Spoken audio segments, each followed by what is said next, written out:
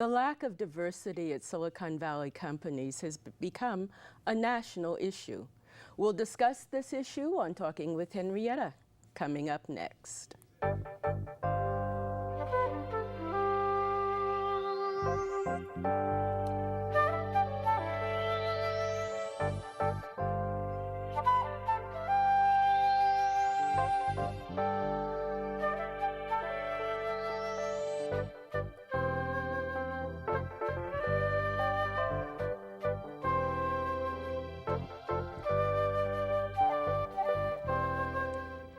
Hi, I'm Henrietta. Welcome to the show. It's becoming all too common to hear about the rising gap between rich and poor in the U.S. and to get frequent updates on whether the unemployment rate is lessening or growing. It's always been assumed that the higher the education you have, the better the job you can get. But are there other barriers that get in the way? On this show, my guests and I will talk about what some of these barriers are and what is being done to reduce them. To my left is Dr. Joseph Bryan, Jr., who is the Northern California coordinator for the Rainbow Push Coalition, the national organization led by the Reverend Jesse Jackson. Dr. Bryan serves as a liaison to Reverend Jackson, and he also serves as a life coach, counselor, and mentor to professional teams, athletes, and their families. Dr. Bryan is leading the Rainbow Push Silicon Valley project. Edmund Harris is seated on my right. Mr. Harris is an engineer and the CEO of BABA Educational Services in Menlo Park. He was a member of the Minority Engineering Advisory Board at UCLA, and he served as a reader of college applications for the University of Berkeley. Well, thank you so much for being here. Thank you for having us. Yes, welcome to the show. Now, I said at the top of the show in my introduction that it's always been assumed the higher the education you have, the better the job you'll get. Is that still true? Well, again, thank you for having us on the show tonight. What we have been unfortunately made aware of is that that's not always the case. Over the past several months, Reverend Jackson and the Push Coalition have been doing due diligence with research in this area. Silicon Valley is a world changer because of the phenomenal technology and the various industry that booms out of this wonderful part of our state. And yet we found through our research, through the demographic breakdowns of the participants at executive levels on board of directors, decision-making and management positions, that racial minorities are not represented in an appropriate fashion or in proportion to the numbers that are engaged in the boom in technology around social media and all the other wonderful gadgets that we take advantage of as a part of our everyday life now. And so Reverend Jackson made it a priority, and Rainbow Push is now engaging ourselves in full bore to ensure that the conversation is engaged. And so tonight's conversation and discussion means a whole lot to us. To be able to also look at the numbers and then begin to have a dialogue about what can we do to make the difference. All right. Now, does what Dr. Bryan said kind of correspond to what you've seen in your experience? You know, yes, that's always true. I mean, nepotism and other factors exist, you know, in any organization, in any situation. But I do feel that the skill sets that a person possesses, you know, allows you to perform that job. If you lack the skill set, you cannot perform the job. I mean, I wouldn't put anybody in a nuclear plant handling waste that didn't have the skill set to do that, because he or she, you know, is my brother or my friend or, you know, a friend of a friend. I think that that person has to have the correct skill set, you know, and that's important. So is it a matter of skill set that is the major factor in not seeing the minorities in numbers at the corporations? Obviously, these positions that we speak of require a certain level of capital in terms of what you bring to the table. Yeah. You have to have capacity in order to function at these Yes. executive levels, and the education and all the other prerequisites that go along with the requirements to be in those positions. What we have discovered is that there are qualified candidates. The lack of candidates has not been the problem. We've discussed the processes with several of these companies. We've had meetings with HP, and we've met with top leadership at Google and Facebook.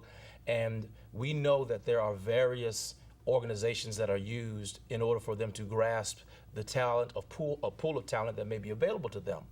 And many times those talent pools that they go to do not reflect the wider scope of diversity that Northern California reflects. Now, have you had any problems? You work with students all the time.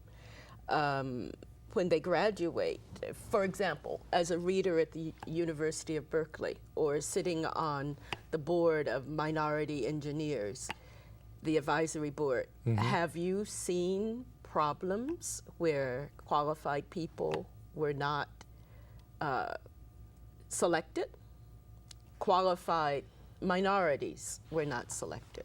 That exists.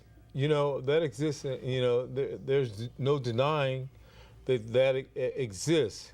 But on the opposite side, I've seen readiness on the part, and my emphasis and concern is the preparation that the person has to do and the experiences that they have to have in order to secure one of those positions.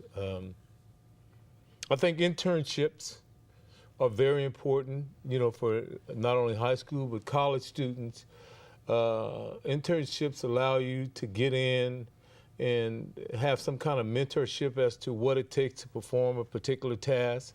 So when you leave that corporation, you can go back and prepare, receive the educational services that you need in order to be ready for that job. And at the same time, it allows some kind of comfort.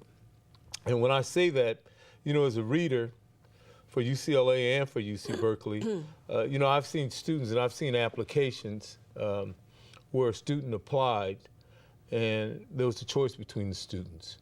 The choice was a student that may have had straight A's, but didn't have any experience. And I've seen a student that took a job as a data entry clerk or something of that nature, and how they were called back during holidays and they moved up, and the next thing you know, they were programming and doing analysis. Now, I have two candidates in front of me, and I'm looking at the one that's judging, because the university, its thing is to select winners because it puts feathers in their caps, if you want to say that.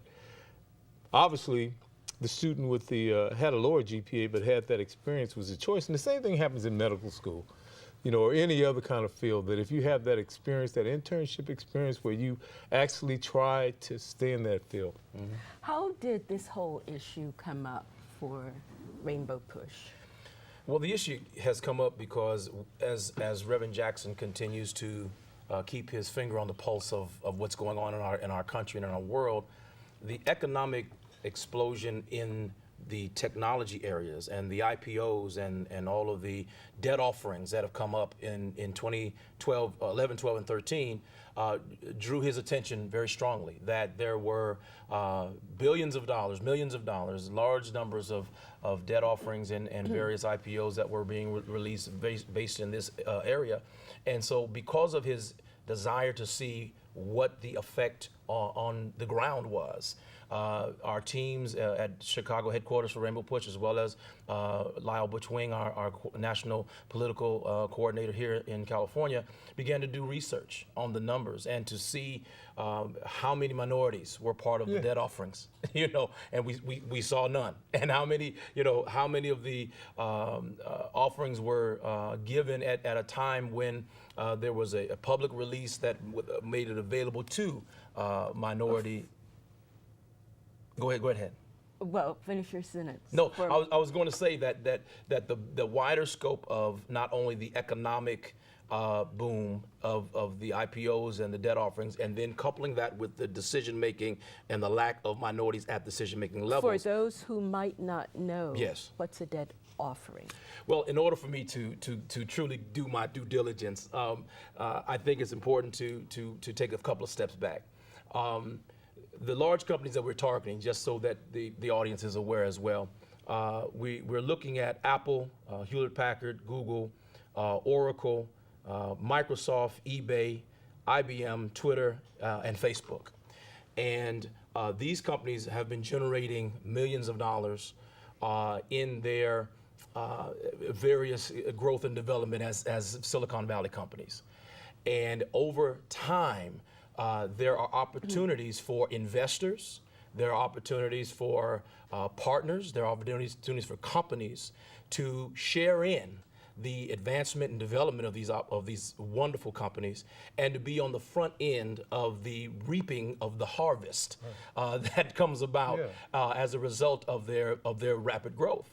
And so when these opportunities have arisen, there have not been a reflective pool of minority inclusion, businesses, small businesses, corporations, and or individuals that are brought to the table to be offered the opportunity to participate, and hence they are not in a position to receive the residual effects of the debt offerings. And even to the extent, and this is go back to what Mr. Harris was saying about the qualifications, I think that oftentimes the conversation of the offerings, the conversations of when monies are going to be available, how to invest, how to engage in becoming a front-end participant in building a company. Those conversations aren't generally had with minority organizations and community-based groups or the community itself. And so many times information is not available.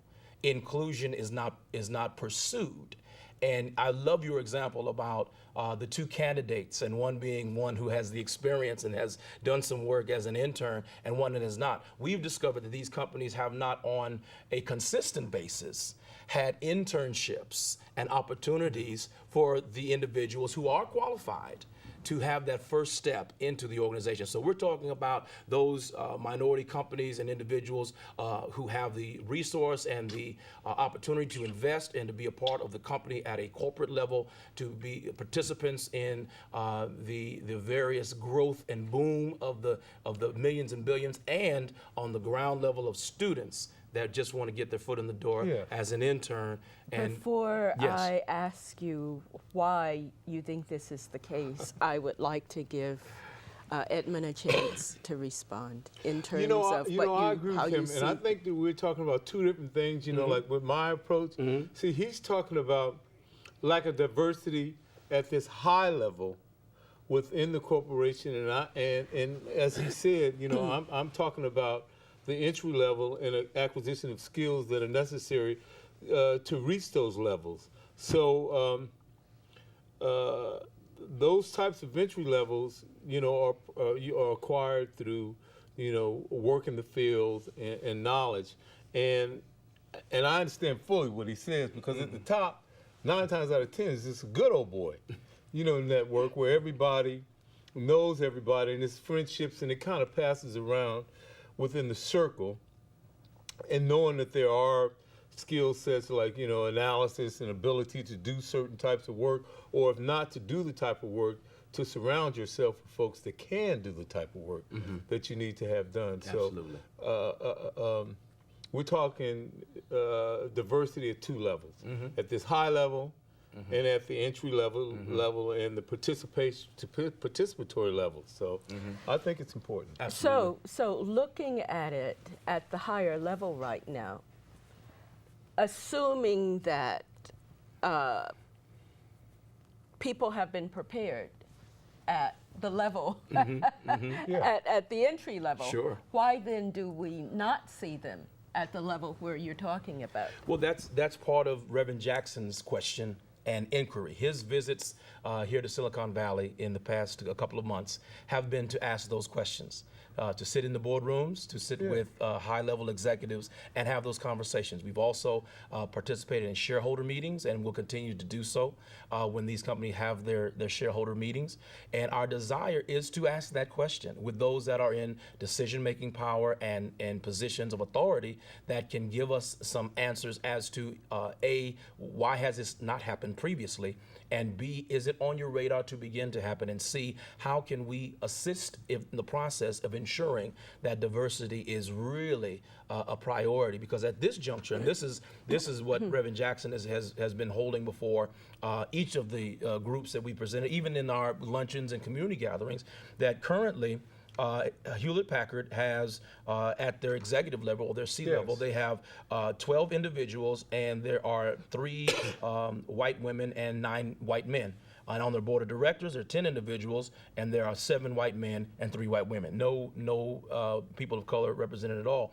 Google, 13 total execs. There is 1 African American man and 1 woman and 1 Indian man, and then there are 10 white men that break up the rest of the execs. But on the board level, it's 8 white men, 3 white women. And what positions were these people in when they were selected? Great question, great question. And I think that's where this part of our engagement incorporates Mr. Harris's, desire to see preparation take hold, that individuals do have the training, the experience that they need to be ready for positions of this nature. And so these individuals, many of them obviously have had the kind of high quality education that's offered in this area. We're right here on the back door of Stanford University. You see Berkeley, very, very highly sought educational facilities that offer a high level of education. Were these owners of businesses? Were they heads of companies? They were not all heads of companies. They were not all owners of businesses. As was shared earlier, a lot of times once an individual gets in the door and begins to work their way up, their performance begins to shine. And we want to have the doors opened for the opportunity to be initiated.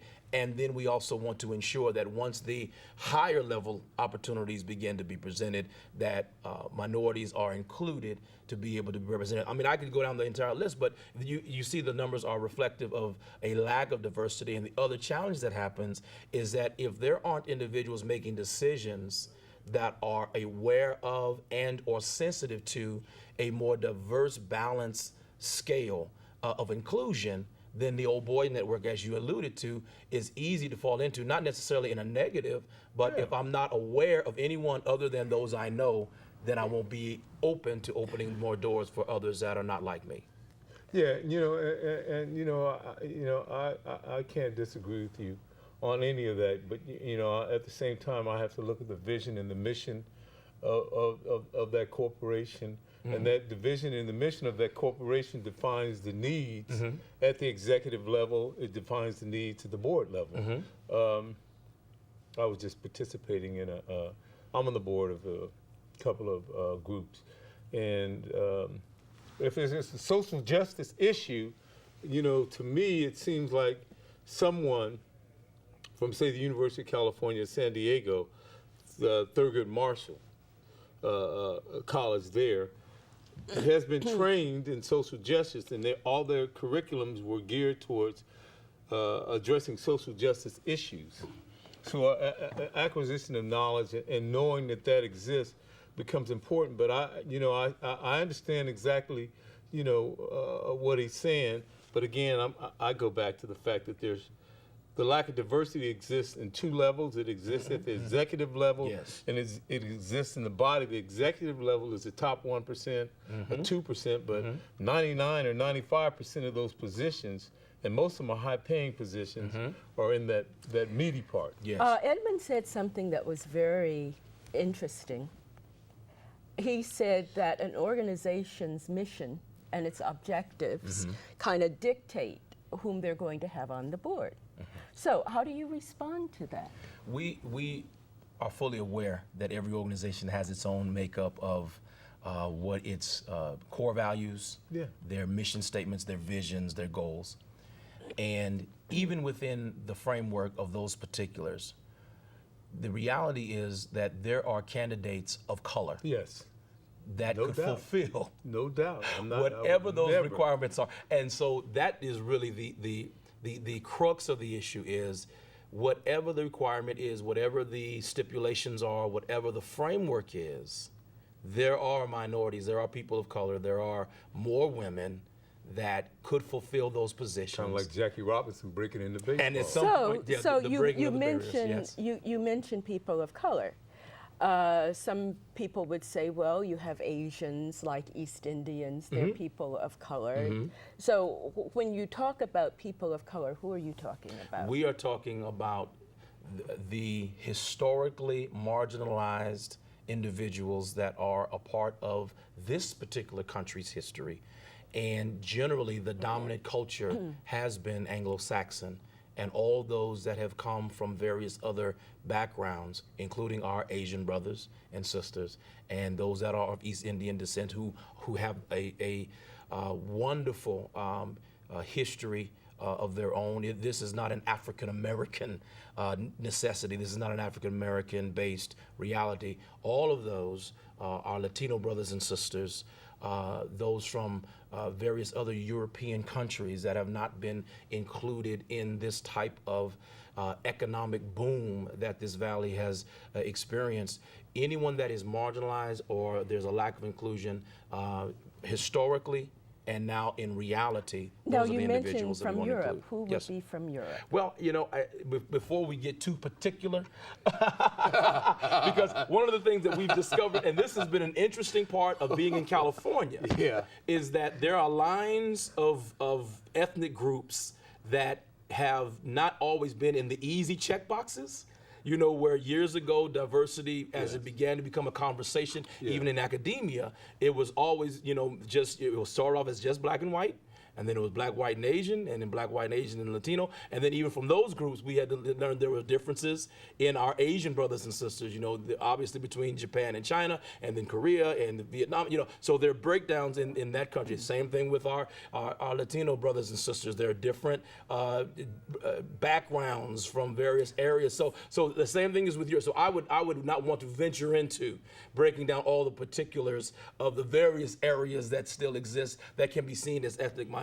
But I do find that the dominant culture that we have not so much had to be adversarial with, but had to be realistic about, is that white men have dominated many of the areas that are beneficial in the advances of our country.